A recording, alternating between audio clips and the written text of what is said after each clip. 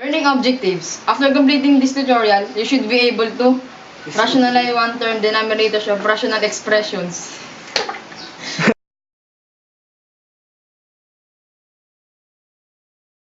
After completing this tutorial, you should be able to first, you should rationalize one-term denominators of rational expressions.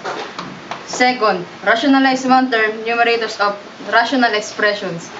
Third, rationalize two-term denominators of rational expression. And in this tutorial, we will talk learning objectives. After completing this tutorial, you should be able to rationalize one-term denominators of rational expression. Rationalize one-term numerators of rational expressions.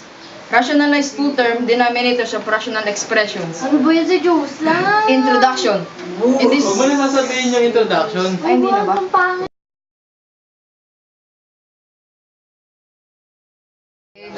After completing this tutorial, you should be able to rationalize one term, denominators of rational expression.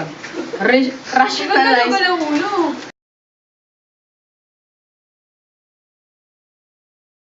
Learning objectives. After completing this Di tutorial... yata nagbibideo din eh. Walang record oh. Nagre-record, nagbiblink na, di ba? Ito? Oo, ayun no, nagbiblink na kaya. Kanina may record.